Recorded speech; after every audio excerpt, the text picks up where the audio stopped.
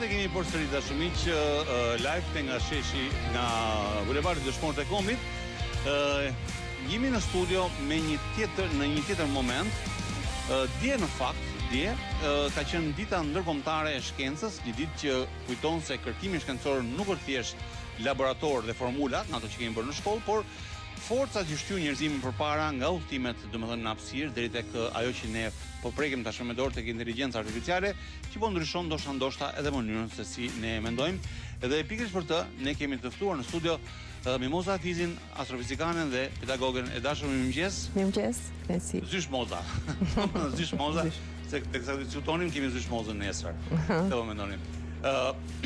Domethënë po jetojmë mes paktën brezi ynë, mes zbulimeve dhe falë temi rrjeteve sociale i marrin vesh shumë më shpejt. Edhe herë na duket sikur është një dyndje aq e madhe e këtyre zhvillimeve teknologjike dhe zbulimeve saqë çka ka ngel pa u zbulu. Domethënë, cili është zbulimi që të kohët e fundit që ne ndoshta nuk e dim, që i kalon vetë shkencëtarët pa fjalë, pikërisht këto vite.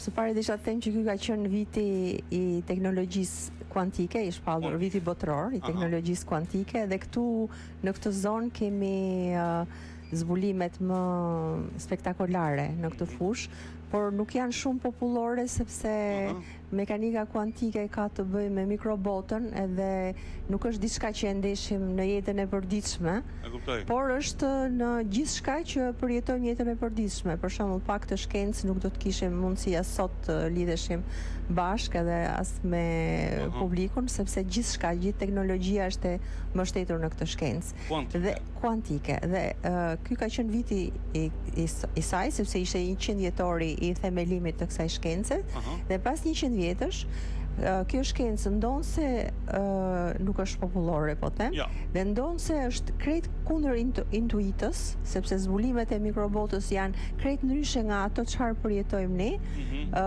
dhe megjithëse kanë kaluar 100 vjet dhe gjithçka është e konfirmuar, prap kanë met enigma të jashtëzakonshme përpara. Dhe prandaj ky vit i është përkushtuar që edhe njerëzit të dinë se zhvillimi i shkencës po kalon përmes enigmash që ne nuk i njohim, por i përdorim për interesat tona. Dhe kjo është një gjë shumë e zakonisht njeriu, domethënë, informohet nga zbulimet shkencore që i hynë në punë. Domethënë, siç janë fjalëvjen inteligjenca artificiale ose ChatGPT-ja, si quhet ajo. Por diku nuk e di, ndoshta kam gabim, por kam lexuar që çdo gjë në këtë jetë është matematikë. Absolutisht. Sikur merr edhe hedh një gur. Që kaq, ti ke një kurb që përshkon guri, ke një forcë shtytëse, forcë fërkimi, çama e mendë nga gjimnazi. Po. Gjithçka është fizik faktikisht. Por matematika është një mjet i cili shërben fizikës që atë çfarë ka natyra ta japin përmes ekuacionesh. Edhe muzika është matematikë. Është fizik paraprakisht, sepse që të kesh muzikë duhet të kesh tingullin, dhe tingulli është një ngacmim që përhapet në ajër, prodhohet nga një diçka që ngacmon ajrin edhe vjen në shqisat tona. Dhe kjo është studiuar, është një nga drejtimet më të hershme të fizikës. Dhe matematika në këtë rast shërben që atë çfarë ndodh në natyrë ta përkthej në ekuacione. Dhe është shumë fantastike kjo dhuratë që na ka bërë natyra, që ligjet e saj ne të mund t'i shprehim përmes numrash, se numrat i kemi shpikur ne, kurse natyra ka ligjet e veta. Dhe fakti që ne ligjet e natyrës i shprehim përmes numrash, përmes ekuacionesh, dhe rezultatet e tyre përputhen jashtëzakonisht mirë me rezultatet që jep natyra, kjo është një diçka fantastike që çdo shkencëtar, edhe emrat e mëdhenj për shembull, gjithmonë e kanë quajtur si një dhuratë të natyrës. Që ne, domethënë, kjo është një portë që ne na thot natyra, ne, po, ju mund të më njihni. Dhe ne njohim përmes matematikës. Gjithmonë kanë qenë kurioz për sa i përket muzikës, domethënë, si ka mundësi që muzika arrin të ndikojë në gjendjen tënde emocionale, në shpirtin tënd. Sa kam arrit përfundimin thellë që them, muzika duhet shitë farmaci, praktikisht. Një muzikë e mirë të ndron ditën, të ndron pra të dolën te tingulli. Absolutisht. Muzika, letërsia, poezia. Patjetër. Po për ne të shkencës edhe ekuacionet janë një lloj muzike. Energjia. që lëshon, domethënë një njeri që transmeton një njeri dhe ajo ndikon pa diskutim. Në jetën e përditshme. Gëdhimi shpesh herë, domethënë duke parë të rrjetet sociale dhe dashur pa dashur merr goxha energji të keqe nga ajo. Çfarë ndodh? Lexon lajme, lexon tituj, lexon kështu. Dhe shef foto, shef gjëra dhe themi ne pse jemi kështu kaq të përzitur. Ndoshta mund ndikojë edhe kjo, ajo lloj energjie që ne marrin që pikë mëngjesit.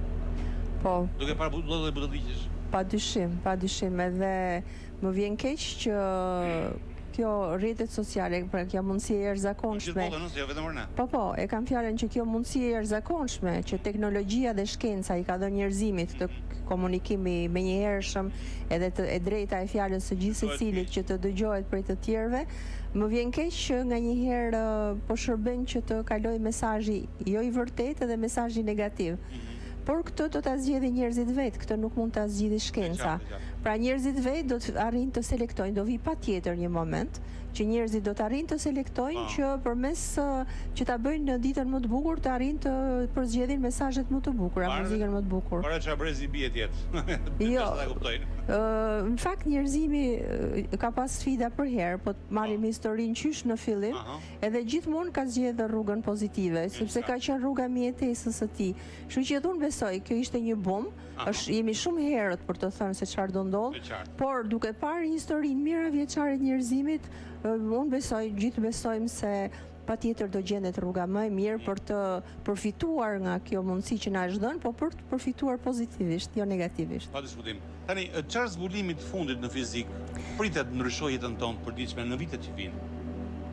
Ka në zbulim apo jo? Ka, do me thënë, fizika është fizika fundamentale, të themi ajo e mikrobotës, CERN-i për shembull, që është një strukturë gjigande që prodhon fizik të vërtet, pra prodhon shkencë të vërtet, është astrofizika, pra fizika universit që edhe ajo prodhon njohje të vërtet, dhe ndërmjet tyre ndodhet ajo fizika e përditshme, e cila prodhon gjithmonë, për shembull nanoteknologjitë sot janë shkenca e ditës, sepse ato lidhen drejt për drejt me të mirat e materiale shëndetësore, të biologjisë, pra gjithçka që ne kemi. Edhe me komoditetin. Me komoditetin, me shëndetin, me gjithçka.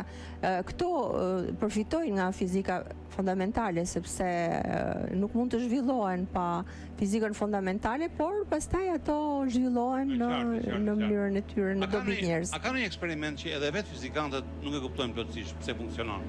Absolutisht ka. Dhe kjo është sfida e këtij shekullit. Besoj vjen pikërisht te kjo mekanika kuantike që ju thash. Është një veti që kanë mikrogrimcat që nuk është e pashpjegueshme në mikrogrimcat, grimcat e vogla të mikrobotës, pra asaj botës që ne nuk e shohim direkt, por nga e cila jemi të përbër, ka disa veti që intuita jo nuk i pranon fare, dhe për këtë ka pas debate të jashtëzakonshme gjatë gjithë historisë. Emrat më të mëdhenj të shkencës, si Einsteini për shembull, nuk e kanë pranuar këtë veti, kanë thënë që nuk është e vërtetë, por të gjitha eksperimentet më të fundit të shekullit ton tregojnë që kjo veti është e vërtetë, kjo ekziston.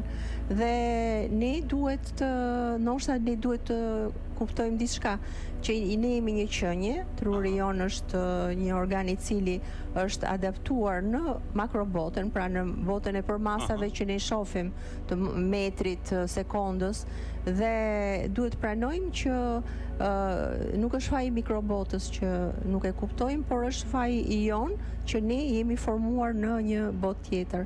Dhe gradualisht brezat e ri do të adaptohen me këtë mënyrë, sepse do ndeshen përpara kësaj vetije që do bëhet për herë më e përditshme, dhe pastaj ata do të ndryshojnë. Për shembull, unë e shoh me studentat e mi, vitet të shkuara kur ja shpjegoja këtë veti, kishte një farë kështu hutimi, kurse tash i shoh ndonse kanë kalu 10 vjet, 20 vjet, ndoshta është perceptimi i gabuar nga ana ime, po mendoj se ata nuk shokohen më.